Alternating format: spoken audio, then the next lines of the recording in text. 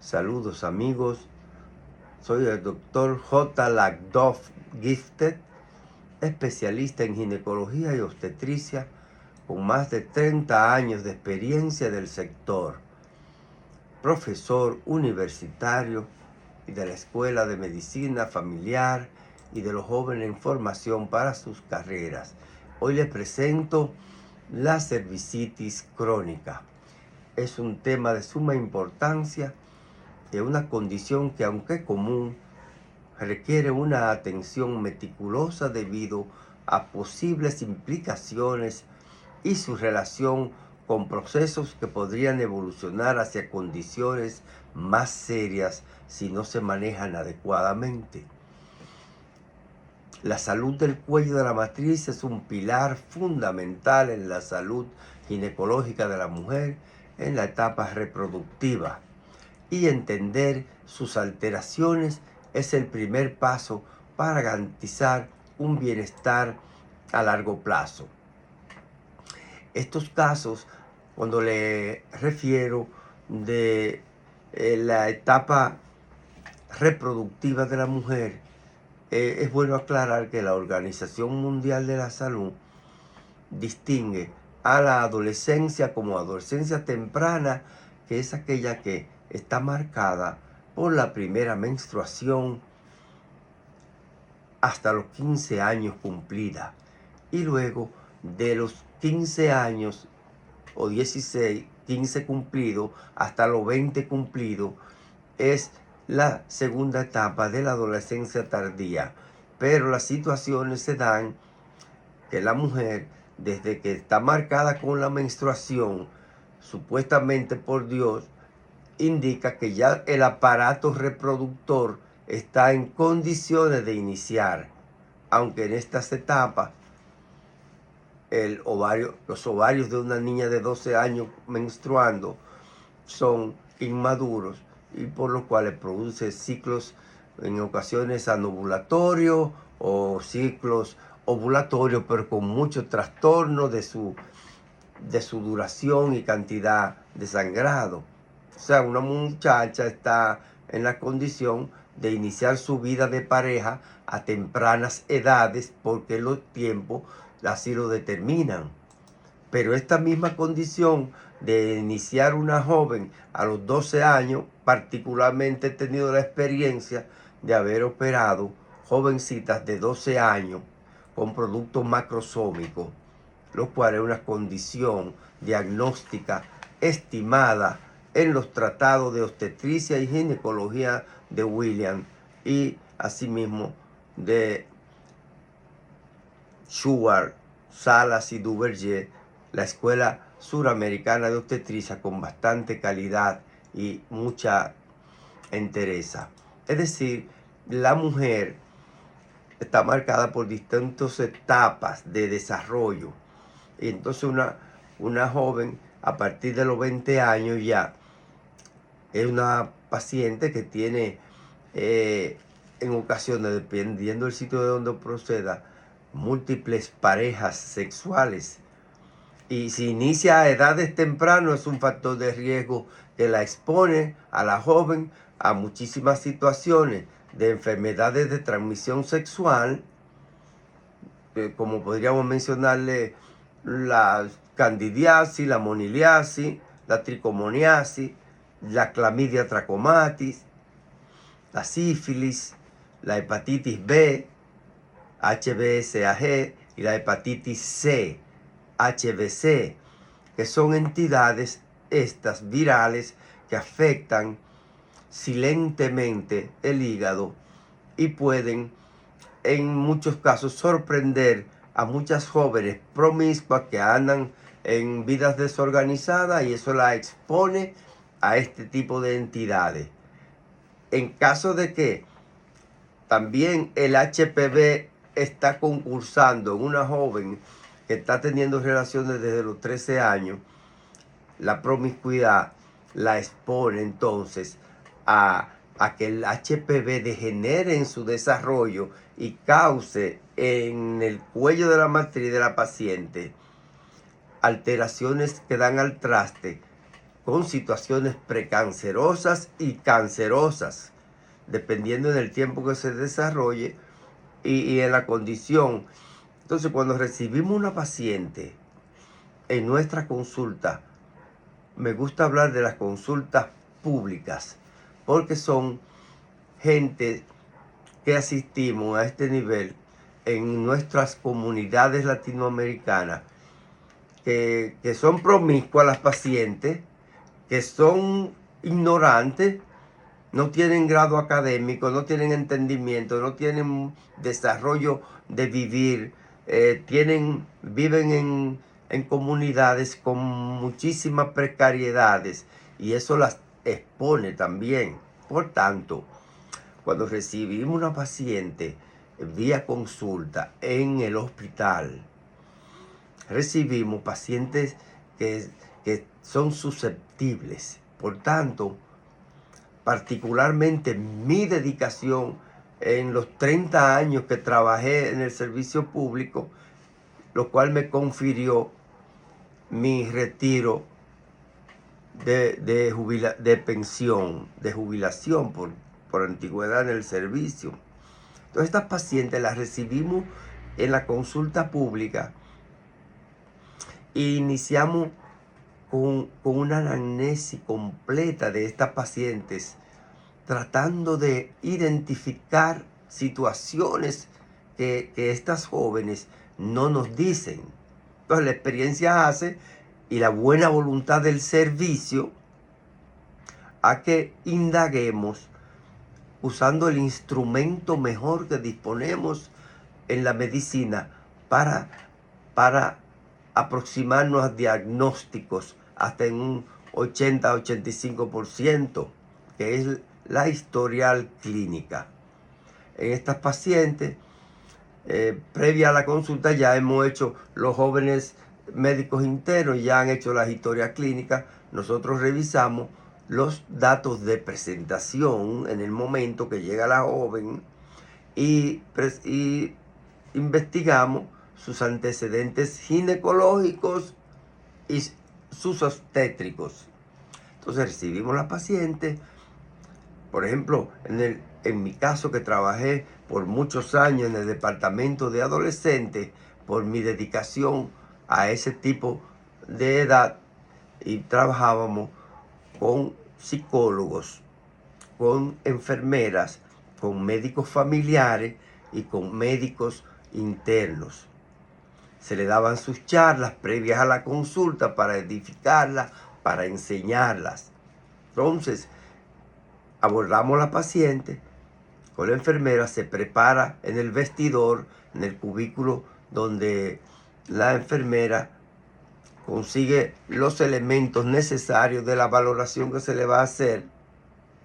La cubren apropiadamente, depende de la edad. Entre más jóvenes la tratamos con más delicadeza, con más criterio profesional. Y entonces le tomamos sus signos vitales. La experiencia me hace mirar a sus escleras. Las pacientes con hepatitis C presentan un tinte amarillento tenue a nivel de las escleras, que nos dice de alguna situación que podemos sospechar y nos guía para los análisis que le vamos a pedir conforme a la situación que vayamos viendo. Entonces, a esta paciente se le toman sus signos vitales, se hace una observación general, luego se hace una inspección, se le escuchan sus signos vitales, como digamos, y la paciente le hacemos un examen completo del seno y la enseñamos la técnica más pragmática para enseñar a estas jóvenes y las mujeres jóvenes que han ido a la consulta por primera vez. Un buen examen del seno, un buen examen abdominal para descartar que no tenga una masa, una malformación, una cicatriz inadecuada por un proceso quirúrgico previo. Entonces todo esto se da teniendo sentada en el pasillo 35 pacientes obstétricas en ocasiones, y otros días ginecológicas. Pero en el caso que nos presenta por el tema de la cervicitis, revisamos en la consulta de ginecología, la paciente se pone en el estribo como un tutorial, se le ponen sus sábanas de cobertura para que la paciente se sienta segura con la enfermera, y procedemos a ponerla en la posición de litotomía. La paciente está boca arriba, se le flexionan los muslos sobre el abdomen y las piernas sobre los muslos prácticamente, para ponerle los pies en los estribos. Luego nos sentamos enfrente de ella con una serie de instrumentos que habitualmente usamos para ayudarnos a mejores situaciones y uso, mejor práctica del examen que le hacemos. Tomamos un espéculo desechable, mediano tamaño. En ocasiones que son jóvenes muy pequeñas, usamos de una gradación del más pequeño espéculo plástico, solo en los casos de jóvenes de pocas condiciones físicas, ¿verdad?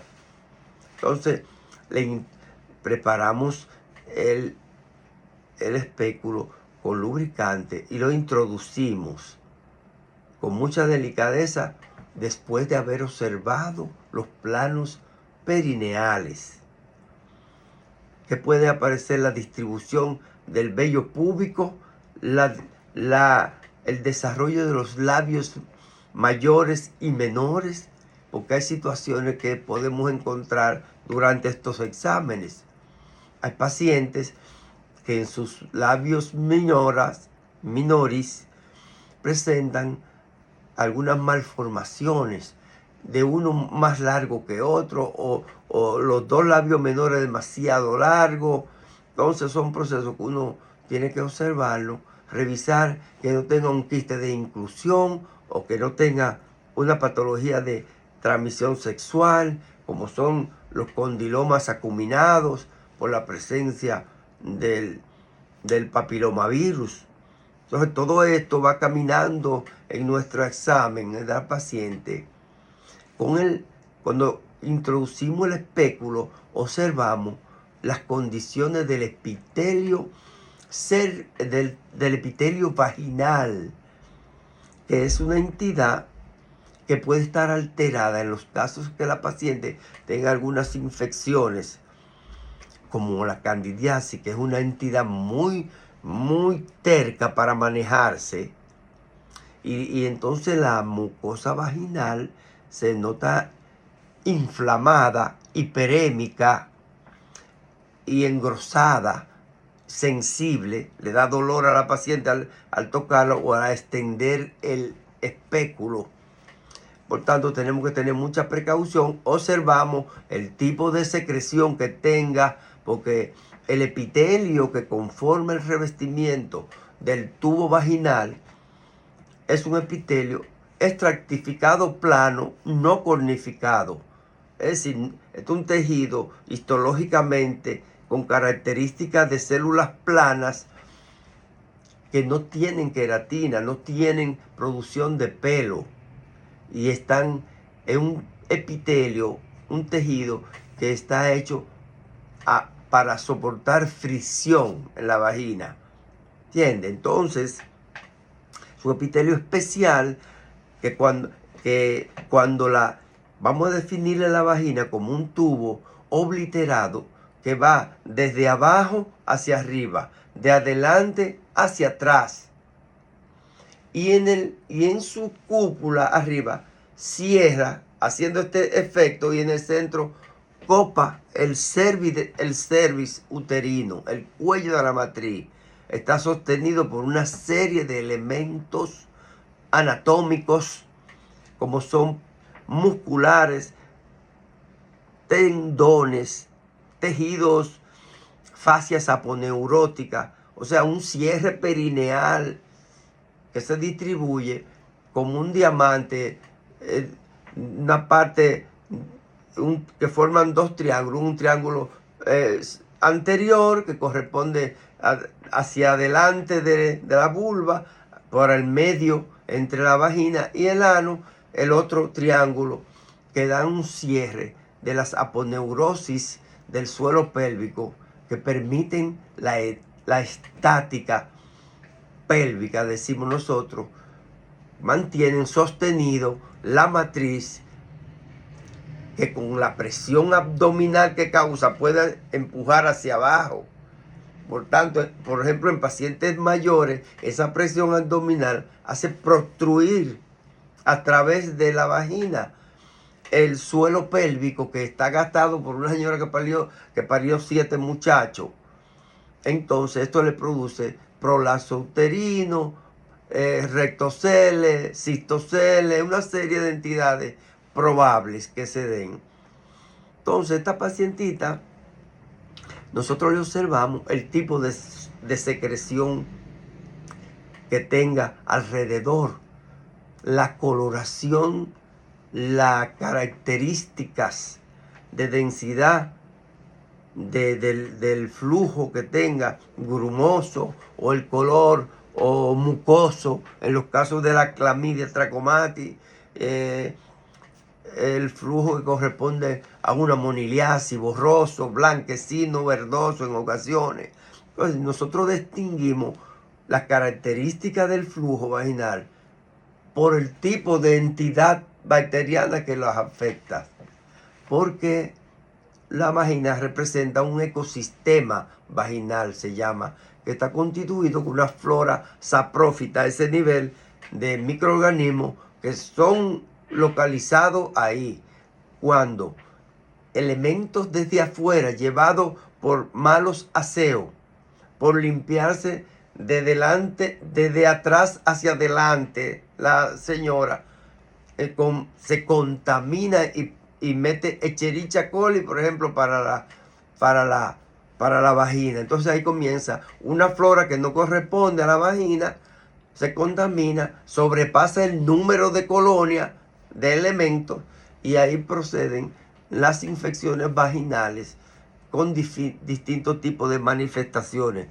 Estas mismas bacterias, estas mismas condiciones de promiscuidad, estas mismas condiciones de la paciente presentar un HPV o tener una moniliasis o tener una clamidia, un proceso pélvico inflamatorio que le hace la vida difícil a una paciente que va a un médico que no tiene el acondicionamiento del ejercicio, de la experiencia para manejar este tipo de situaciones. O sea que la medicina es compleja y hay que ir concatenando situaciones, ideas, conceptos, teoría, práctica.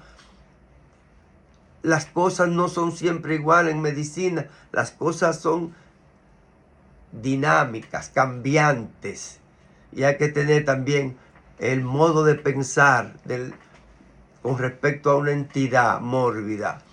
Tiene que tener el juicio del médico y la intuición que Dios pone en nosotros, ¿verdad? Entonces, todas estas características, y no he llegado al cervix. Cuando llego al cervix, al cuello de la matriz, allí voy a encontrar características del epitelio de revestimiento que viene de la vagina, asciende, porque la vagina le dije que es de abajo hacia arriba, de adelante hacia atrás, porque es un tubo obliterado, cerrado, no hay luz, es cerrado. Y entonces esas condiciones le permiten una humedad, una característica donde algunos microorganismos crecen y se desarrollan. Incluso el acondicionamiento del epitelio vaginal y las condiciones de la constitución de fibras elásticas del suelo pélvico, los músculos y características especiales que representan, como los músculos bulbocavernosos, isquiocavernosos y otras características de esos músculos que dan un soporte al suelo y alrededor de la vagina una característica de un tejido como que se repliega gradual y presenta rugosidades. Es circular desde abajo hacia arriba, como el tubo con pliegue, como un acordeón, que después, con los procesos dinámicos del parto, ese tubo se puede elongar y se puede dilatar. Porque inicialmente una paciente que yo estoy evaluando, que apenas puedo ponerle un espéculo que no rebasa 1 pulgada de diámetro, el pequeño, que entra con dificultad, y tener este órgano tan maravilloso de la perfección humana, permitir que a su través fluya un bebé de 9 libras. Ahí tenemos una magia de la vida de Dios. Entonces llegamos al cervix, observamos la característica, si está el revestimiento del epitelio plano, estratificado, no cornificado, y observamos que no tiene erosión, como si le pasara un papel de lija que lo deja guayao y le quita el forro, como una hoja que tiene un revestimiento de celulosa. Tú le echas agua y se hace impermeable al agua, el agua rueda. Pero si le quita la capa que tiene la celulosa, entonces puede ser que el agua se infiltre hacia el cuello de la matriz. Entonces, observo esta característica, observo el tamaño, observo la consistencia, pero no le dije que antes de yo ponerle el espéculo a la paciente, cuando la preparé haciéndole el examen de la mama, el examen abdominal, la observación de los planos púbicos, saber el acondicionamiento, la distribución del pelo, todas estas características, le hago una evaluación ginecológica bimanual. Palpo la parte pélvica, introduzco mi mano derecha enguantada con un guante estéril para examen, introduzco 2 dedos con la mano izquierda afuera sobre la porción pélvica más baja del abdomen, que es el hipogastrio, y le meto entonces los 2 dedos al anexo derecho primero, y palpo el cuello de la matriz si está irregular, la consistencia, el tamaño, la movilización. Cuando una paciente tiene un proceso pélvico inflamatorio y tú le movilizas el cuello de la matriz con la intención de detectar eso, puede encontrar que hay un proceso pélvico que le está produciendo a la paciente dolor, fiebre, dispareunia, que es el dolor al sexo, disuria, contaminación urinaria. Y en otros casos, y reviso el caso del lado del anexo izquierdo, con la misma pretensión de hallar cosas, de identificar situaciones anómalas, para lo cual estamos entrenados para eso, porque las escuelas que nos manejan como ginecología y obstetricia, yo soy un médico egresado de los hospitales militares de la República Dominicana, con un alto criterio de formación clínico-práctica. Entonces, no solo el anexo, revisarlo por si le duele o no le duele. Hay una situación que es devastadora en el examen de alguna señora que evaluamos, cuando uno de los anexos lo sentimos como un bloque congelado, duro, estático, sin poder deprimirlo, dolor, y se siente como si tuviera todo soldado, y es considerado un estadio 2A de la valoración de la Flaxo para el cáncer cérvico-uterino. Oye, ¿cómo vamos? De una simple observación pasamos entonces a que la paciente podría estar en el riesgo de una muerte segura. Porque un estadio 2A de una valoración de un anexo de una paciente del cuello de la matriz representa la muerte en 6 meses por un carcinoma epidermoide, que viene etiológicamente de la característica del tejido que estamos hablando. Entonces, seguimos con la observación. Si yo veo que tiene estas condiciones y a través del orificio externo del cuello de la matriz, que si es una pacientita sin haber tenido eventos obstétricos, sin haber parido, presenta el cervix como una bola de tejido preciosamente rosado con un hoyito redondo en el centro. Si ha parido un muchacho, a lo mejor tiene el hoyito un poquito horizontal, pero pequeño. Cuando han parido 2 o más, son multíparas, entonces las 4 muchachos, la característica del cervix es que tiene una abertura de sonrisa, como en el centro. Ya la bola tiene entonces 2 bordes, un borde del cervix anterior y uno posterior. Y al tomarlo con una pinza de Alix para evaluar, antes de limpiar todo esto, tomamos la muestra de la citología. Después que yo hago mi valoración al cuello de la matriz para determinar que tiene una inflamación que se llama cervix del cuello de la matriz, cervicitis. Entonces, cuando tomo mi citología con un citobrush estéril, le damos unas cuantas movilidad, rotaciones más o menos fuertes para conseguir tejido de camación de células de la zona de transformación, que es donde el epitelio de revestimiento de afuera termina y dentro del cervix comienza una historia histológica que se llama el endocervix.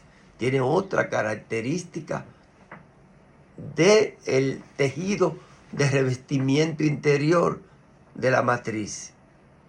Entonces, ya tengo mi característica de que tengo una cervicitis de libro pintada por ahí. Entonces, la limpiamos, buscamos una gasa estéril con un ácido acético y unas pinzas especiales que usamos, como esta, porque usamos muchos instrumentos con la cual nosotros tomamos los tejidos de las pacientes para movilizar el órgano, ¿entiendes? Entonces, pero usamos esta pinza atraumática para agarrar el cuello anterior, por ejemplo, en caso que necesitemos, ¿entiendes? Entonces, tomamos ya la citología de la paciente, observamos todo, limpiamos con ácido acético el cuello de la matriz y queda rosado, impecable a veces, cuando está sano, que no tiene la mujer una patología cervical. Limpiamos, observemos el tejido bonito, limpio, brilloso, rosado. Decimos, aquí tenemos una paciente sana, tiene un procesito y procedemos a hacerle un cultivo de secreción vaginal antes de limpiar y un cultivo de orina en ocasiones para determinar qué entidad microbiológica me está causando el proceso pélvico inflamatorio. Hasta aquí la primera parte de mi masterclass de cervicitis, y yo soy el doctor J. Lagdog Gifted, que le presenta y presentará la segunda parte de la cervicitis, que será cervicitis crónica. Muchas gracias y hasta la vista, amigos.